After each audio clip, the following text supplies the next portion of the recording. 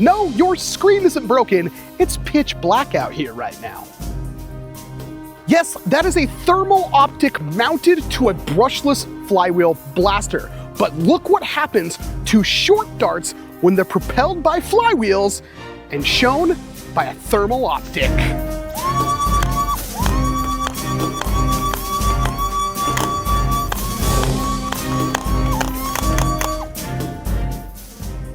Is that not the coolest thing you've ever seen?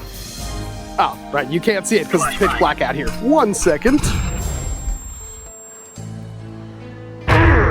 This is the Atrox by Xtra, and as it says on the box, it's a foam dart blaster. Rechargeable lithium-ion battery, USB-C upgrade. Yep, this is another one of those blasters you can actually update the firmware on. Upgrades, people, upgrades. Disclaimer, I have another video on another very similar blaster coming out soon. So if the Kickstarter is not your thing and you want a blaster that's very similar but different in a lot of ways, wait for my video on that. I don't want to directly compare the two in this one because they kind of both showed up from different people at the same time. So go ahead and hit subscribe if you want to see that video and make a more informed purchase. Time for the money shot.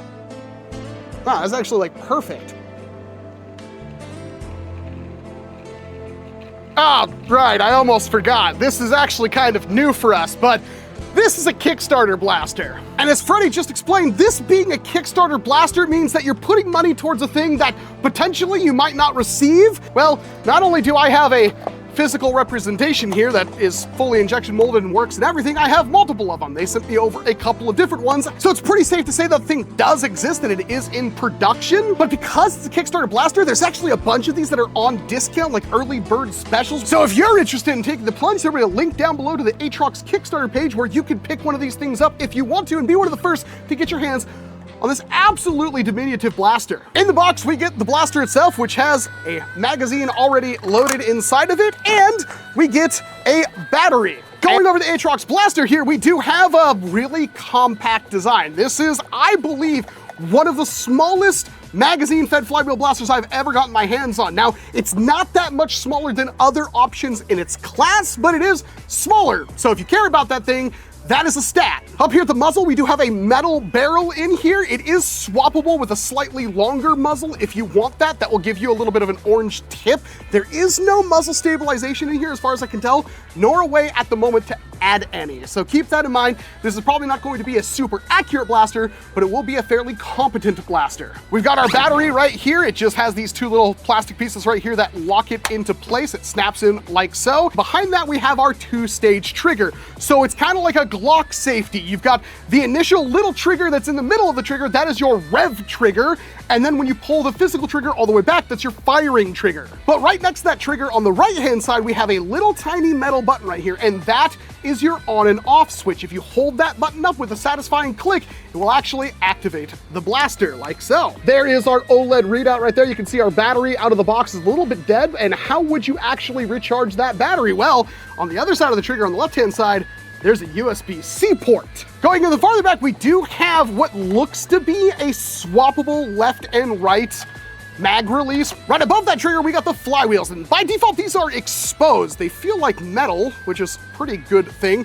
But yeah, this long trolls, that might be a problem if you're somebody like me who has like a long beard or long hair and a child that tries to rip this off every opportunity they get the chance to. But if that's a concern for you, there are optional 3D printed motor covers that still give you a good amount of airflow. Behind the wheels, we got our ambidextrous select fire switch. So it's on safe when it's all the way in the top position. It's got 3 positions. It's got safe, it's got first, which is your semi-auto selector, and then it has one more, and it goes to full auto or burst fire if you're into that. Behind that, we've got our rear sights. There is a front sight here, which does glow with an LED, and you can actually change the color of this LED if you want to. But this rear sight piece is a separate plate that is held in by 2 screws. You can kind of unsnap that and see the goody insides of your blaster here, but more importantly, you could replace this for an optic mount. So you can do really dumb things like this. This is an Infotech ATP-13. It is an infrared thermal sight for airsoft, air guns, Nerf, applications, but you can attach any kind of RMR optic to this. The mag that comes with the Atrox is flush and holds 9 rounds, and the Atrox is pretty compatible with other magazines. So this is like an X-Shot Thrasher magazine right here, and it does go in, it does feed and fire just fine, but it's not actually locking into place, it's just held in by friction, and it is actually compatible with things like the 20-round AIT Lightning mag. It does snap into place, but again, it's a little tight in there, so it's not gonna freely drop or anything. You still have to manipulate the mag release and then pull. Speaking of which, the Venom Pro mags are probably the ones that don't work really. I mean, I could kind of fit it in there, but it's not great. Here's an X-Shot Pro Thrasher, and as you can see, yeah, this thing is really, really compact. But most importantly, here is an AIT Lightning, which is a really good brushless blaster, pretty much the same thing.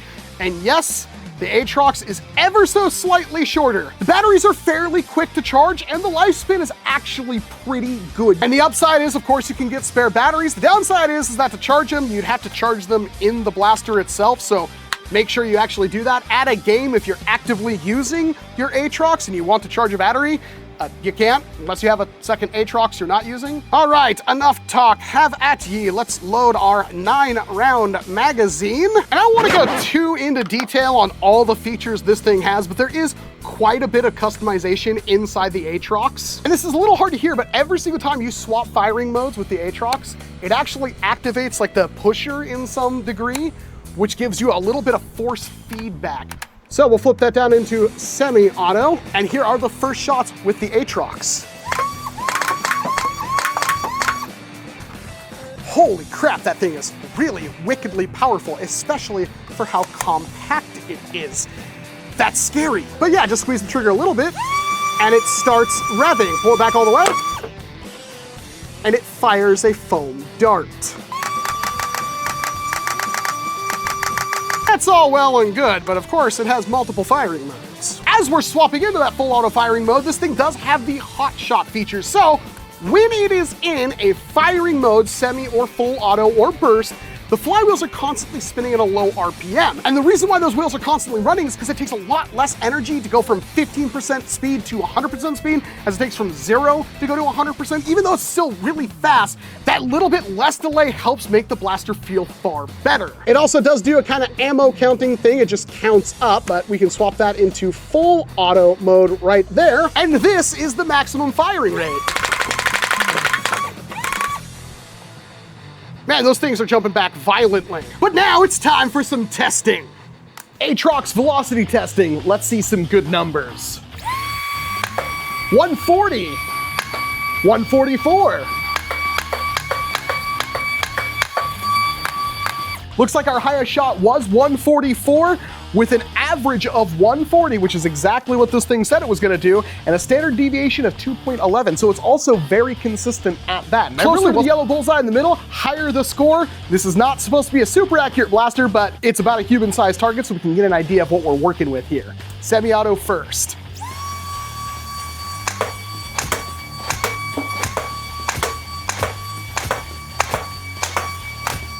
Looks like we're one short. 35. All right, that's okay. This time it's gonna be burst fire.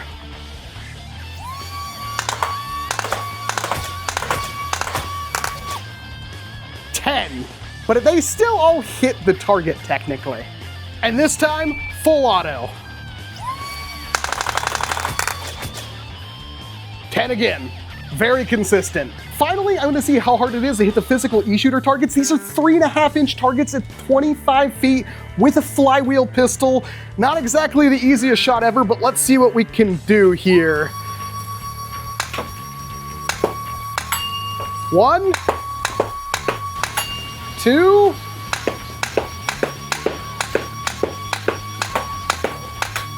3. Oh, that nose, oh, it hit me. And I'm out. So in a 20-round mag, I can hit 3 targets one time. So we can deduce that this is kind of meant to be a close to mid-range option. Close range, you'll probably hit what you're aiming at. Mid-range, you can reliably hit a person-sized target. At long range, It's gonna be one mag, one tag, probably. All right, this setup is beautiful and I wanna talk about it because this is the Infitac ATP13. They sent this off to me and I very much appreciate that because how often do you get to play with a legit thermal/night vision optic that you can mount on a Nerf pistol? Not very often is the answer to that. This is their airsoft or airgun or non-recoil version of their firearm optic. It is quite a bit cheaper than their firearm version. But if it doesn't have recoil, you can save a bunch of money picking one of these up and get all the benefits of having a thermal/night vision optic that you can mount on a pistol. It's pocketable, and this has a lot of applications. Of course, you can see it as it is now, but it's got a touch screen on it with a bunch of different settings. So if I kind of put myself in front of it, it doesn't really do well point blank, but you can see where it's highlighted. It's got different reticles you can use. It is powered by a little tiny battery that comes with 2 and a charger, and they just easily swap out like that. You get up to 5 hours of battery time, and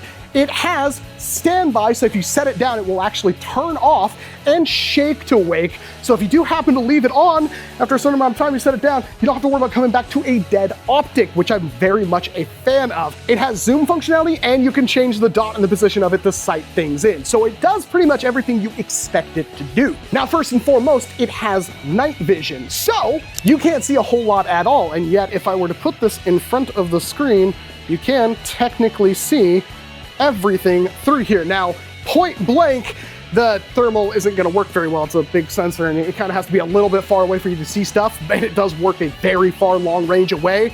But even in complete darkness, I can see absolutely everything and the details on it. So, for instance, it's hard to tell on camera, but the actual targets that are lit up, the physical targets, I can't really see those. In fact, I can barely only see the outline of the one on the far left. The one on the right is completely in darkness, and yet I can see it perfectly.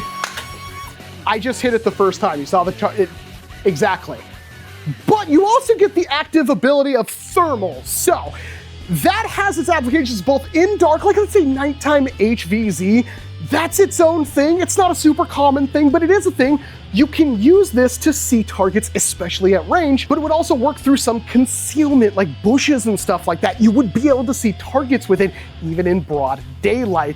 And that's why this is kind of the perfect setup. So the first thing I would do is switch this to burst fire. This whole blaster, burst fire, basically functions like a shotgun. Rarely during your nerfing adventures is a 140 FPS semi-auto shotgun not going to be viable for you in a compact sidearm.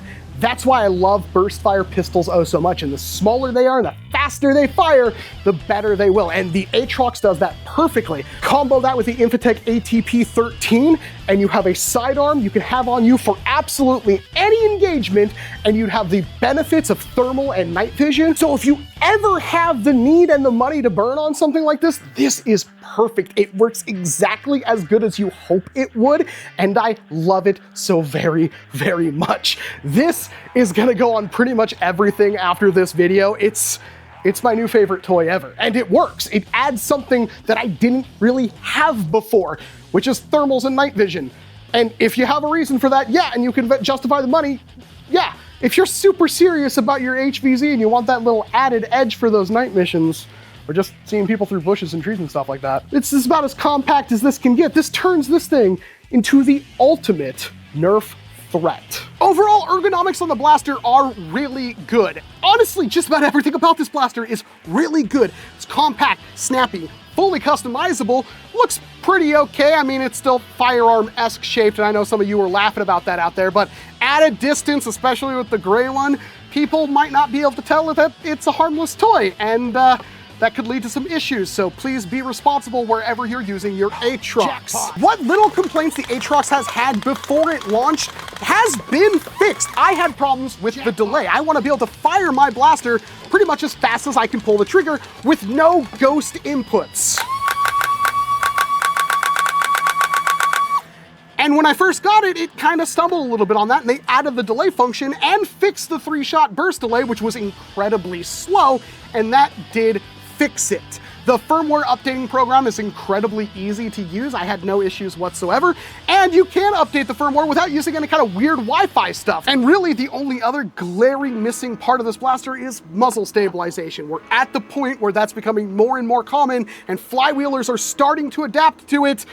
and the Atrox doesn't have it. Will they release something in the future? They very well might, but I don't have any clue of that right now. And honestly, one of the things I like the most about the Atrox is just how snappy it is. It is an incredibly snappy blaster, and all of that stuff can be customized in however you want it to work. For their $180 or $200 asking price, this is more than fair. It's right up there with everything else on the market similar to this with a brushless blaster. This thing is going to feel a heck of a lot better than your Thrasher or Venom Pro.